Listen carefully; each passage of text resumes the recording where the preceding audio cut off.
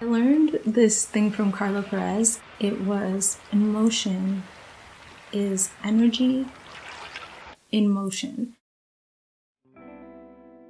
If you try and stifle how you're feeling by pretending you don't feel that way or just like not dealing with your emotions head on in the moment, they fester, they grow, and they affect your body, like physically cause more issues with your health. As always, the first step is taking inventory. So really sitting with yourself and figuring out how you feel about this subject. I have some questions that I asked myself and maybe will be helpful for you. The first question is, where do I get my news and how do I stay informed? So personally, I get a lot of my news from, right now I get a lot of my news from social media, and I get a lot of my news from main news outlets.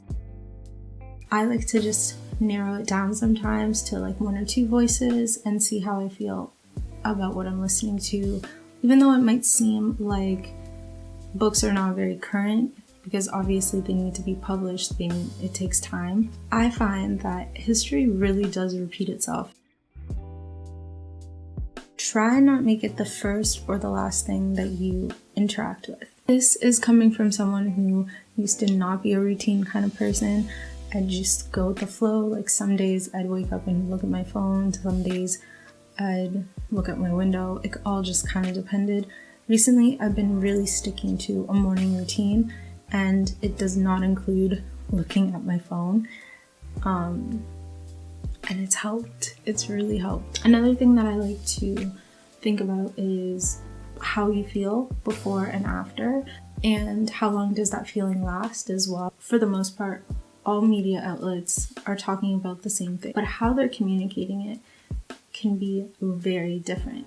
Find a communication style that resonates with you. Some people like to be very shock value. Other people like to just summarize. Some people like to share opinions. Some people use satire and comedy. So figuring out what communication style feels best for you and making sure that the things that you're following or the things that you go to are aligning with that. I can't follow pages that show really graphic videos or graphic images because my body responds in a really tense way. So even though I need to be informed on what's going on, that's not the method in which I like to find out about things.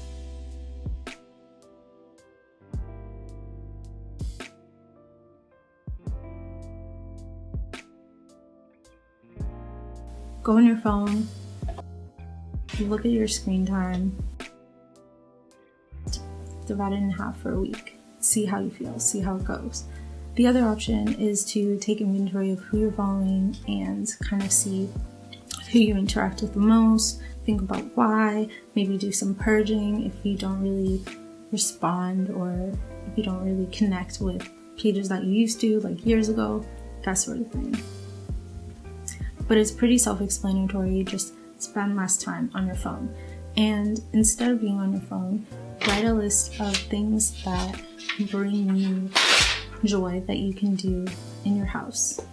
Maybe 5 to 10 things that you can do regardless of what's going on that make you feel happy. Whether it's dancing, whether it's cooking, meditating, finding new music online, or talking to a friend on Zoom, whatever those things are, figure that out and then replace the time that you would be consuming a bunch of media doing that.